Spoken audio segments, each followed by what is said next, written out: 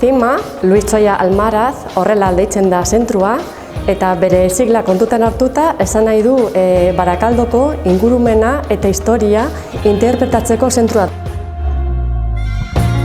Luis Txoia Almarazen izena darama, proiektu honen bultzatzaile izan zelako.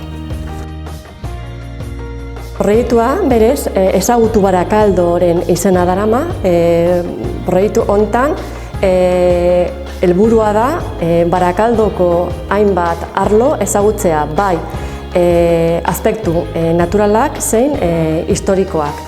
Eta horren hildora jarraituta hasi zen 1997-98 kurtsoan ezagutu Barakaldo lehen hezkuntzako ikaslei zuzenduta. Beranduago, 2000 eta 2001 urtean, hasten da bebai eskola programa bezala, baina oraingoan bigarren hezkuntzan, lehenengo mailentzako. Eta CIMako ekipamendua ere kurtso hortan hasten da hezkuntza programarako euskarri bezala.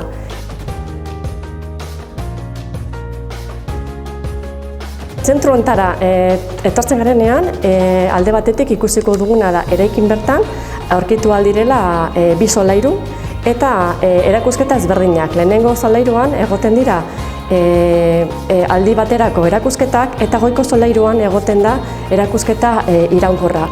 Bertan zer den aurkituko ditugunak? Barakaldoko patrimonio eta ingurumenari dagozkion hainbat arlo ezberdinak eta bertako tematika ezberdinak garatuz. Gero beste alde batetik, hemendik ere egiten duguna da informazio puntu bat gara, bertako inguruko ibilbide gidatuak egiten direlako edo hainbat ibilbide daudelako mendira joateko.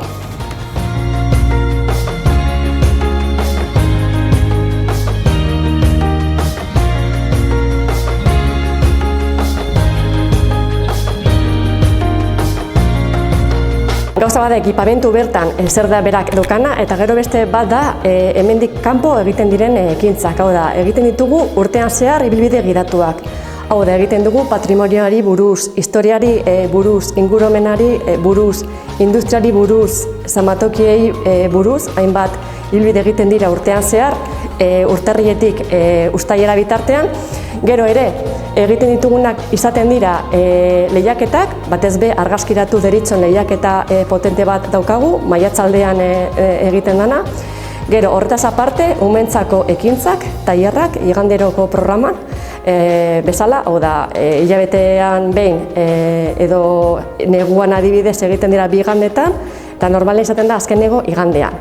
Eta gero, hortik aparte, ere egiten dira horrelako eventuak, hau da, Egereziaren jaia eta Santa Barbara jaia. Ekimen hauek ere daukagu Regatoko bizilagunaren laguntzarekin egindako ekitaldiak izaten dira. Horretaz aparte, gure webgunean ere egotzen ditugu hainbat errekurtso, daukagu hainbat dokumentazio. Alde batetik argazki funtsa, gero ere lantzen duguna da gure 6 hilabetero editatzen dugun CIMako aldizkaria, eta gero ere dago beste proiektu potente badala eka aldizkaria. Bertan difunditzen da gure Barakaldoko patrimonioa. Eta gehiago jakiteko gure Barakaldori buruz, hainbat artikulistek egiten dute ikerketa lan oso fila.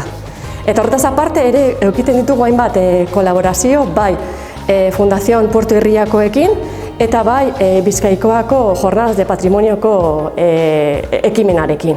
Hainbat ibilbide gidatu egiten ditugulako horiekin.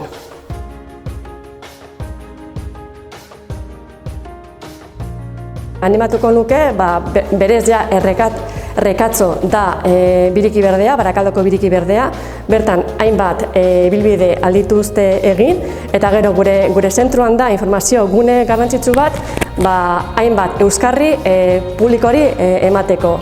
Eta beraien jakinduria zabatzeko, batez be, Barakaldon daukagun patrimonioa jakiteko.